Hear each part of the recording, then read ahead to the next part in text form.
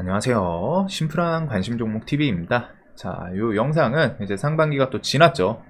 시간이 빠른데 하반기에 큼직한 재료 일정에 대해서 좀 한 큐에 편하게 보실 수 있게 정리하는 내용입니다. 자, 그래서 하반기에 또 큼직한 재료 일정들이에요. 일단은 7월달에 이제 충전소 관련해가지고 이제 폭스바겐, 북미에서 테슬라 충전 표준 채택 논의, 그리고 최근에 이제 뉴스들이 계속 있죠. GM, 포드, 볼보, 스텔란티스, 폴스타 등등 웬만한 이제 전기차 업체라던가 이전에 과거에 이제 내연기관 그런 그냥 자동차 업체들이 다 이제 전기차, 내연에서 전기차로가 다 친환경이라는 흐름 때문에 넘어가는 추세이고, 그 넘어가면서 충전 그 규격에 대해서 좀 테슬라 거를 표준 채택을 좀 많이 하는 흐름이 계속 있습니다. 그리고서 미국을 넘어서 EU까지 이러다 보니까 요 테슬라가 이제 국제 전기차 충전 규격에 대해서 이제 표준이 될 수 있는 가능성이 조금 수면 위로 올라오는 것 같아요. 이 정도면은 거의 우리가 알 법한 웬만한 자동차 기업들은 다 들어가 있죠. 그러다 보니까 이게 진짜 국제급으로 전기차 충전 표준으로 좀 자리 잡는지, 그러면서 이런 뉴스도 있습니다. 슈퍼차저 가치만 130조다.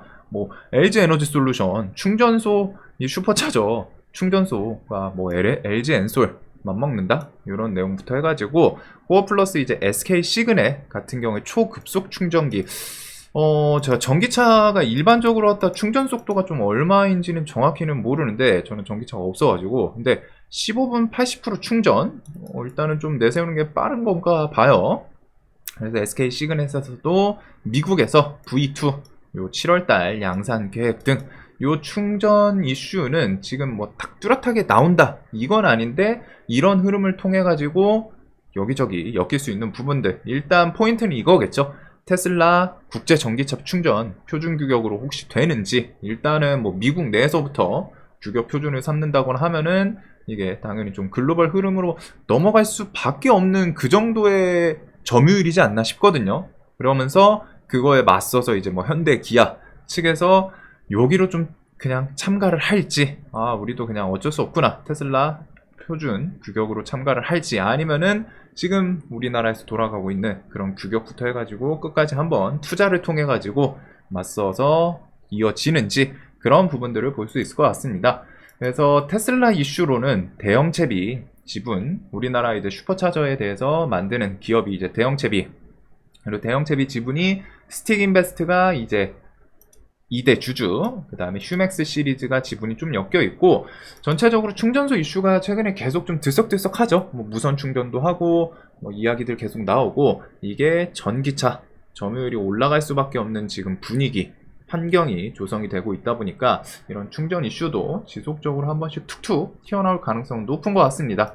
그래서 현대 기아에서 투자 얘기가 나오면 아무래도 디스플레이텍, 한충전 지분으로 엮이는 거고, SK 시그넷은 이제 대우 플러스. 근데 이런 것들 이제 CB도 좀 있기는 해요. 나올 수 있는 것들. 그래서 최근에 이제 차트에서는 대체적으로 일단 힘을 가장 많이 줬던 건 좀 유라테크였죠. 유라테크가 움직임이 계속 얘가 상한가를 깔끔하게 여기서는 좀 닿지 못하는데, 과거에 그래도 상을 보내기는 보내요. 그러면서 최근에 움직임 밑에서부터 좀 대금이 이렇게 최근 이렇게 좀 붙는 모습이 있는데, 이런 것부터 해서 스틱인베스트는 이 구간을 좀 돌파하고 지지를 해줬으면 참 좋을 것 같거든요. 네, 일단은 요거나 휴맥스, 그 다음에 이제 아모센스 등등 전체적으로 디스플레이텍이랑 아모센스, 유라테크 이런 애들은 좀 추세 자체는 괜찮은 모습이 좀 있지 않나. 자, 그 다음에 7월달에 이제 하얀석유 리튬 신공장 다음 달에 완공. 요거는 이제 그냥 개별 이슈입니다. 테마성은 아니고, 고객사들 접촉 시작, 대보마그네틱에서 이게 저번 달 이렇게 6월 초에 뉴스를 붙이고 25%까지 좀 힘을 줬었어요. 근데 그런 이슈로 쭉 당겨놓고 그대로 좀 반납을 했거든요. 그래서 이런 곳에서 이제 리튬 신공장 완공했다, 그런 뉴스로 갖다 좀 부각이 될 수도 있는 그런 좀 차트 포지션이지 않나 싶습니다. 자, 그리고 저출산에 대해서도 이게 결국 좀 세계적인 흐름들인데, 우리나라도 저출산 기본계획 제9조와 초안에 대해서 이제 7월달 발표, 그리고 12월에 확정 발표 이런 것들은 이제 초안 같은 게 나오면 한번 좀 체크를 해보시면 좋습니다. 거기서 이제 또 재료로 확장될 수 있는 내용이 나오는 경우도 있거든요. 어디에 투자를 많이 하고 뭐 어디 분야에서는 좀 정리할 거 하고 이런 식의 내용이 나올 수 있기 때문에 이거는 그냥 좀 가볍게 보시면 될 것 같아요. 그래서 저출산 이야기는 뭐 항상 겪어보셨겠지만 지금 좀 심각하다고는 생각이 듭니다. 저출산에 대해서. 그리고 그거 플러스 저출산은 어차피 대선 이슈 가면은 또 한두 번씩은 엮여요. 어차피 메인 정책으로는 엮이진 않는데 이제 대선 가면은 정책에 저출산을 빼놓을 수가 없기 때문에 청년 정책이랑 뭐 저출산 정책이랑 뭐 이제 실버, 노후 이런 정책들이 항상 존재를 하죠. 요거는 기본적으로 깔고 가야 되는 이제 사회 현상이다 보니까 항상 들어가는 부분도 있습니다. 그리고 뭐 저는 좀 가장 이제 와닿았던 게 와 중국에서 그 뭐 다자녀 이거 제한을 푸는 걸 보고서 진짜 이게 시대적 흐름이 우리나라뿐이 아니라 중국이랑 막 전 세계적으로 이제 좀 새로 애를 낳기보다는 뭐 그 단어도 있었잖아요. 뭐 욜로 뭐 이런 것부터 해가지고 뭐 캥거루족이었나요? 캥거루가 아닌데 그 애를 안 낳고 그냥 둘이 즐기는 그런 문화 뭐까지 나오다 보니까 그런 저출산 관련 주들 정책도 좀 지속적으로 국가들에서는 이야기가 나오지 않을까. 자, 그래서 뭐 대표적인 건 이제 좀 꿈비이겠죠. 꿈비 뭐 최근에 권리락 있고, 근데 이 종목은 종목 끼 자체는 워낙 좋은 것 같아요. 이런 구간 위에서 좀 버텨주는 것도 있고, 영역은 요 영역에서는 좀 잘 종목이 뒤에서 버텨주는 모습이 있다 보니까 차트 측면에서는 여기 좀 내려오면은 좀 부담은 덜 하지 않을까. 그 다음에 뭐 아가방, 제로투 컴퍼니, 아니 제로투 세븐, 캐리소프트 이런 것들은 좀 상대적으로는 떨어져요. 최근에 이제 꿈비가 좀 대표격을 하지 않았나. 자, 그리고 이제 7월달 이제 FDA 알츠하이머 신약 레캠비 정식 승인 추천 권고 요 내용이 있습니다. 그래서 FDA에서 야 이거 좀 그냥 신청해가지고 정식적으로 갔다가 잘 대해줄게 이런 내용이 있었고 7월 6일까지 최종 판단 이게 효과가 꽤 나쁘진 않았죠. 그리고서 저 내용 플러스 미국 알츠하이머 학회 7월 16일 20일 아쉬운 거는 개발한 기업들이랑 우리나라에서 지분이 엮인다거나 뭐 그런 기업이 좀 없는 게 아쉽기는 해요. 그래서 치매는 조금 동떨어진 느낌이 있습니다. 치매 테마가 이전부터 몇 년 됐거든요. 이것도 그냥 이번에 뭐 부각된 게 아니고 치매 테마는 이전부터 중간중간 부각은 됐어요. 부각은 됐는데 실질적으로 그 치매 약품을 좀 우리나라에서 메인으로 갖다가 좀 엮어주는 그런 기업들도 없고 지분이 엮여있는 기업도 없고 하다 보니까 상대적으로 좀 약했습니다. 이거 외에도 많아요. 치매 관련주는 이렇게 막 뭐 현대약품도 있고 북전 뭐 등등 쭉쭉 있는데 이제 요 종목들에 대해서 요번에 현대약품 이거 있더라고요. 미녹시딜정 요거 뭐 탈모약인 거라고 하는데 거기에 뭐 치매 치료제가 들어가 있었다고 합니다.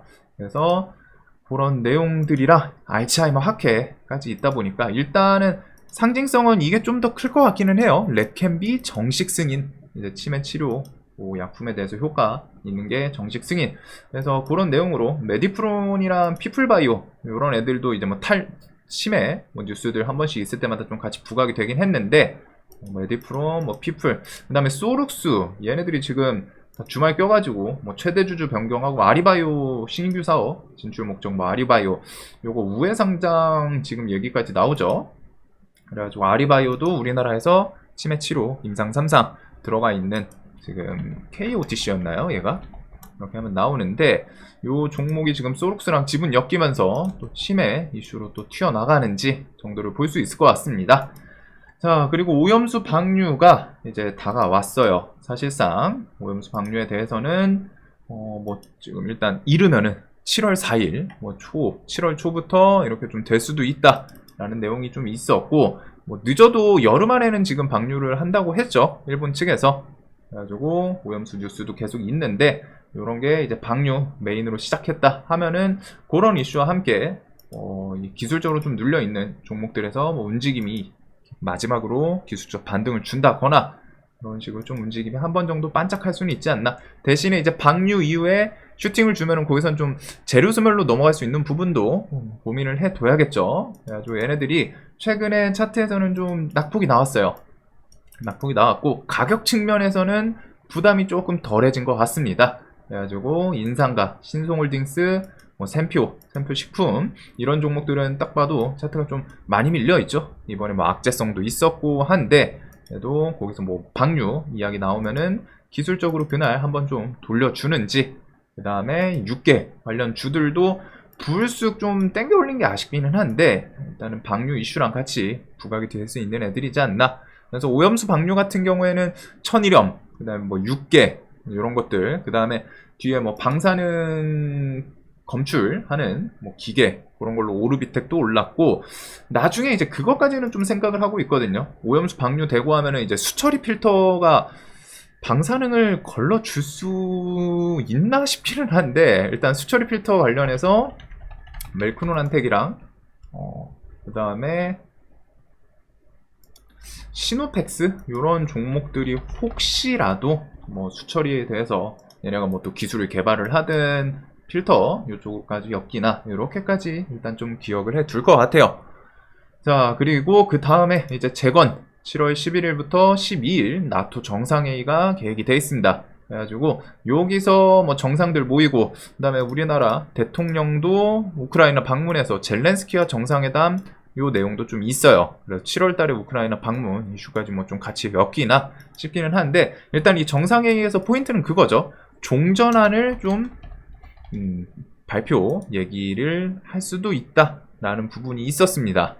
그리고 이제 주말 중에 있던 뉴스인데, 이렇게 미국 CIA 국장 키이우 극비 방문을 했고, 우크라이나 뭐 이제 좀 대대적인 반격, 영토 탈환 후에 연말에 휴전 협상 내용이 있거든요. 뭐 물론 이거는 이제 가봐야 알기는 해요. 그래서 그래도 이게 전략으로 갔다가 러시아가 점령했던 영토에 대해서 우크라이나 측에서 탈환을 하고서 그 다음에 연말쯤 해가지고 연말까지 러시아랑 휴전 협상을 벌이겠다. 우크라 측은 지금 내세우는 건 그거죠. 자신들 땅 돌려달라, 자신들 뺏긴 땅 돌려달라 이거인데, 거기서 휴전 협상 내용까지 있다 보니까 요거는 뭐 일단 월요일에 부각이 되는지도 좀 봐야 될 것 같기는 한데, 일단은 그렇게 멀지가 않습니다. 정상회의도 그렇고.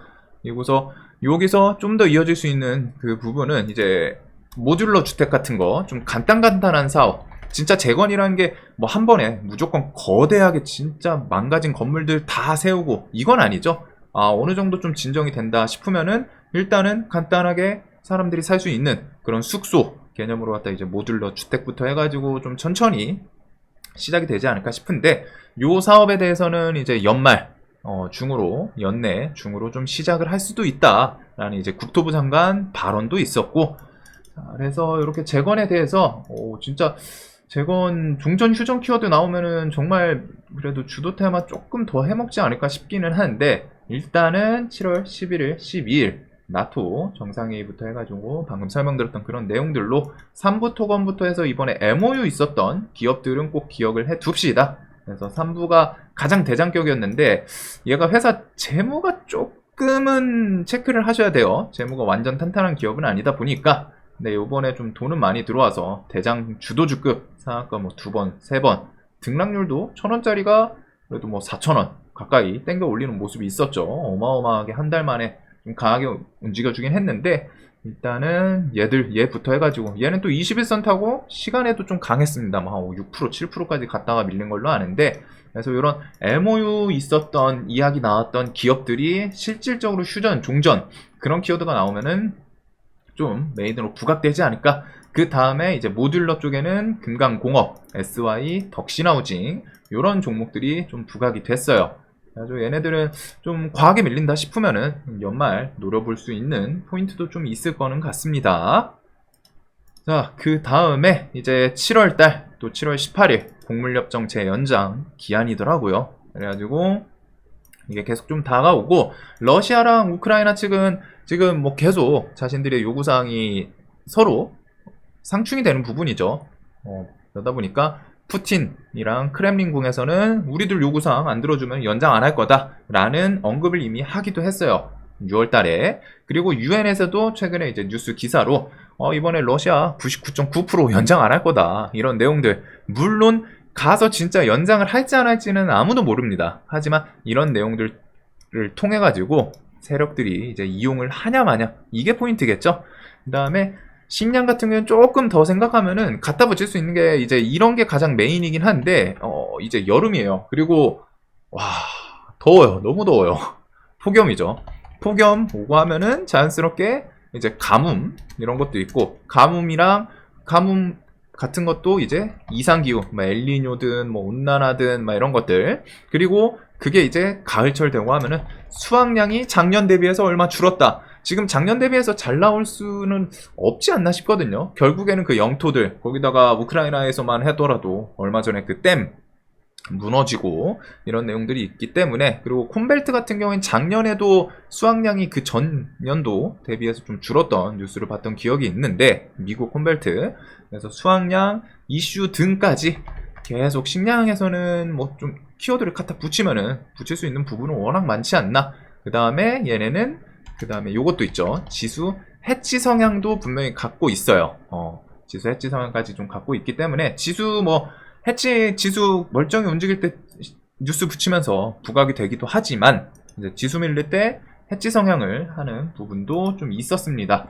그래서 식량 같은 경우 여기 미래생명자원부터 해가지고 누보, 한타, 한일사료 이런 종목들 최근에는 이제 살짝 저점을 좀 형성을 해주는 모습이죠. 이 전저점 막 깨고서 쫄쫄쫄 밀리다가 이런 구간들까지 좀 내려오면서 얘네들도 한 3일 정도 저점을 좀 버텨주고 하다 보니까 이런 영역들에서는 일단 좀 내려오기도 했고 곡물협정 이슈부터 해가지고 그런 거 붙여줄 수 있기 때문에 계속 묶어보시면 될 것 같아요. 대한제당 시리즈는 요번에 장기평 주변에서 한번 좀 너무 땡겨줬기 때문에 요거는 저는 조금 빼놓을 것 같고 자, 그 다음은 이제 네옴시티가 또 있습니다. 네옴시티 그래가지고 네옴시티에 대해서 서울에서는 7월 26일부터 8월 3일 전시회를 좀 개최를 해요.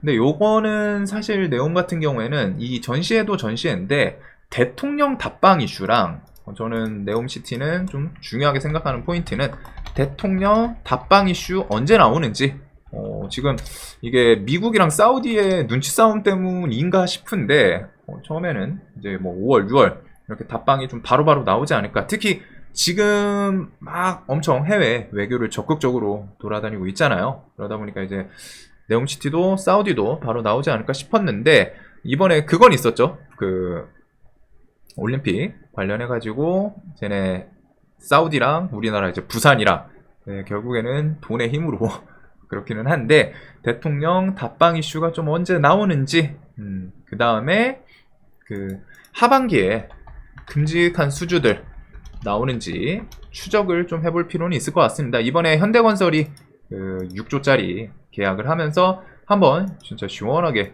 아침에 갭 뜨고 이런 모습을 좀 보여줬었죠. 10% 뜨고 막 15%까지 그러면서 얘네들이 뭐 나머지 세력주는 좀 아쉬웠어요. 이날은 부각이 좀 안 되고 현대 HD 계열들이 좀 한 번씩 시원하게 좀 시세를 주고서 밀렸지 않았나 싶은데 그런 식의 수주 이야기들이 조금씩 들썩들썩 하나. 그래서 네옴시티는 저는 얘네는 3만원에서는 이제 좀 너무 많이 해먹기는 해가지고 조금은 더 내려오면 좋을 것 같아요. 이번에 좀 메인 이슈를 만들어주지 못하다 보니까 그래서 인디에프랑 코오롱 시리즈 뭐 유신, 히림 이런 애들도 차트상 결국에는 계속 이 구간에서 버티다가 이제 큼직한 이슈가 안 나오니까 찌끔찌끔 하더니 결국에 저점을 좀 깨기는 깼죠. 그래서 좀 밑에 구간에서 보는 게 맞지 않을까. 자, 그리고 네옴시티 지나고 그 다음에는 이제 그 다음 3분기 실적 시즌이에요. 그래서 지금 지수랑 좀 엮었을 때 실적 시즌에서 과연 저는 솔직하게 계속 좀 내려왔으면 좋겠거든요. 지수가 지금 지수 포지션 때문에 어정쩡해요. 제 개인적으로는 시장이 1분기에 너무 멋진 테마들을 형성을 해주고 여기서 이제 기술적인 반등들이 쭉 나오고 여기서 좀 새로운 테마가 등장을 안 해가지고 지금 여기서 함부로 들어가기에는 이거 지수가 밀려야지 좀 심리적으로 갖다 부담이 덜한. 그래서 저는 좀 계속 기다리고는 있습니다. 지수가 언제 밀리나. 물론 지금 3분기 실적에 대해서 기대되는 업종들도 많고 뭐 일단은 반도체 저점 찍고 돌린다고 하는 삼전이랑 뭐 SK 하이닉스부터 해가지고 이번에 마이크론도 실적이 좋게 나왔죠. 마이크론이 그 반도체 쪽에서 그 메모리 쪽에서 삼전이 1등이고 제가 알기로는 뭐 하이닉스가 2등인가? 뭐 마이크론도 손가락 안에 들어가요. 그런데 이제 당연히 손가락 안에 뒤에 3, 4등 요 애가 실적이 좋게 나쁘지 않게 나왔으니까 1, 2등도 더 좋게 나오지 않을까. 그래서 3점부터 해가지고 다 엮이지 않을까 싶기는 한데 일단은 실적 시즌입니다. 7월 중순부터 미국이랑 이렇게 해가지고 실적 시즌, 3분기 실적 시즌이 들어가고 뭐 지수랑 좀 엮일 수 있는 애들이에요. 근데 지금 일단은 시장에서 현대랑 기아는 호실적 거의 확정을 지은 것 같더라고요. 물론 이게 어닝 서프라이즈랑 어닝 쇼크 요거의 개념은 조금 다릅니다. 시장에서 야, 얘 실적 정말 잘 나올 것 같아요. 이번에 뭐 한 플러스 3 나오지 않을까? 이러면은 3 나오지 않을까 했는데 얘가 3.3, 3.5 이렇게 나오면은 그거는 이제 어닝 서프라이즈거든요. 근데 시장에서 좋게 나올 것 같아가지고 한 3쯤 나올 것 같아. 근데 3이 나오면은 그냥 실적 그대로 나왔다고 보시면 됩니다. 그래가지고 그런 개념이 있기는 한데 일단은 자동차 이쪽 현대기아가 호실적을 좀 내용이 계속 나와요. 그리고 그것 때문인지 외국인 형님들이 일단은 놔주진 않습니다. 뭐 차트만 하더라도 1분기부터 해가지고 계속 우상향이죠. 계속 우상향을 해요. 뭐 지수 연동도 있기는 하지만 모든 종목이 지수 오른다고 다 연동이 되진 않거든요. 특히 실적, 수급주는. 근데 자동차 쪽은 차량 판매 이런 게 좀 잘 나가는지 현대 기아는 일단은 호실적 뉴스가 꽤 많습니다. 그래서 실적이 얘네는 좀 잘 나올 거라고 하고 그래서 이런 자동차 현대기아도 잘 가고 하면은 자동차 부품주들 현대기아도 최근에 이런 구간을 좀 돌파하면서 수급 양매수 그 다음에 자동차에서 신고가라던가 신고가 주변에서 조금 조정받고 잘 버티는 종목들이 꽤 많아요. 아진산업 같은 경우도 이제 얘가 뭐 아예 신고가다 라고는 할 수 없는데 사실 상장하고 15년, 17, 18년도에는 대금이 없었거든요. 여기는 즉 매물이 그렇게 많지는 않을 거예요. 물려있는 분들이. 그래서 요거는 좀 크게 의미는 없고 그런 걸 제외하면은 이 종목은 지금 거의 신고가 영역에 있다라고 생각을 해도 문제가 좀 없는 왜? 여기서 대금들이 다 터졌거든요. 그래서 이런 거를 좀 잡고 최근에 또 시세 주고 쫄쫄쫄쫄 밀렸다가 버티고 하면서 신고가 주변을 또 슬쩍슬쩍 찌르는 모습이죠. 그래서 상승 추세가 좀 멈추질 않아요. 그 다음에 이제 뭐 현대공업도 그렇고 부영테크 화신전공 이런 자동차 부품주들이 움직임이 미묘하게 비슷비슷하죠. 큰 한눈에 보면은 현대 이런 자동차 부품 실적이랑 좀 같이 엮이지 않을까. 그래가지고 이런 자동차 부품주들 저 호실적이랑 같이 엮일 수 있기 때문에 묶어두시면 될 것 같습니다. 요쪽에 있는 애들은 이제 제 기준에는 좀 차트가 그래도 우상향하는 아직은 조금 추세 자체가 좀 나쁘지 않은 그런 애들인 것 같고 얘네들은 이제 좀 밀려있는 애들이에요. 그래서 뭐 좀 과하게 밀린 자리에서 툭 칠지 그 정도를 좀 보시면 되지 않을까. 자, 그 다음에 실적 시즌에 지금은 빼놓을 수 없는 게 있죠. 미국을 양대 산매, 미국의 양대 산매. 거기다가 애플도 정말 탄탄하던데, 미국은 볼 때마다 항상 부러워요. 애플 3조 달러. 이번에 주말 끼고서 애플 3조 달러 돌파. 요 뉴스로 갖다 뭐 나스닥 1.5% 가까이 상승 마감을 했는데, 그거 플러스 지금 테슬라, 엔비디아, 요렇게 대장격 애들이 있습니다. 그리고 엔비디아는 그래픽카드, GPU. 그래가지고 AI 섹터에 대해서 호재 좀 그런 반영이 되지 않을까 싶은데 엔비디아는 지금 실적이 한 8월 말쯤 내용이 나와요. 그래가지고 이수페타시스도 이전에 좀 같이 설명드리긴 했는데 실적으로 정말 그 엔비디아부터 해가지고 뭐 같이 엮이나 일단은 얘도 에코프로 느낌이 날 정도로 계속 좀 천천히 우상향을 하는 느낌은 있죠. 그 다음에 엔비디아 이슈에 대해서 MDS 테크, C랩, 아이크래프트 등등이 엔비디아 이슈 요번에 엄청 급등을 했을 때 같이 좀 테마를 이뤘던 종목들이긴 합니다. 하지만 이제 테마성에서는 좀 약하기는 해요. 아쉬운 거는. 그래도 요 애들은 좀 조정이 과하게 나온다 싶으면은 엔비디아 실적에 대해서 같이 반영을 해줄 수도 있기 때문에 조금 체크해 볼 부분은 있지 않나. 뭐 MDS는 종목에 끼는 좋아요. 근데 얘도 종목이 갈 때는 좀 가지만 밀 때는 정말 막 이상하게 기괴하게 미는 종목이긴 한데 이런 것들은 좀 뭐 2000 전 저점 깨거나 아이크래프트 C랩은 저는 조금 땡기지 않고 아이크래프트는 종목 끼를 좀 보여주긴 했죠 얘가. 그래서 이런 것들이랑 이수페타는 번외로 얘는 지금 조정이 나올지 모르겠는데 21선 주변까지 한번 확 내려오고 하면은 그 주변에서도 좀 볼 수 있을 정도의 추세는 좀 만들어 놓지 않았나. 그래서 우량주들은 쫄쫄쫄 가다가 아직 그 이슈가 살아있고 하면은 정말 지수에서 막 크게 박살나는 거 시황상 막 출렁출렁 할 정도로 와 이건 무조건 일단 도망쳐야겠다 그런 악재가 나오는 게 아니면은 조정이 나오더라도 한번 21선 주변에서는 또 땡겨 올리는 경우가 많습니다. 그래서 요런 흐름처럼 얘는 더 강하긴 했죠. 요 사이에 이제 한 11선이 있지 않을까 싶은데 그거까지 좀 타면서 에코프로는 좀 번외로 괴물이기는 했어요. 자, 그래서 이렇게 일단 7, 8월 좀 일단 눈앞에 있는 애들 1편을 좀 마치고 또 다음 2편에서 찾아뵙도록 하겠습니다. 영상 도움되셨으면 좋겠습니다.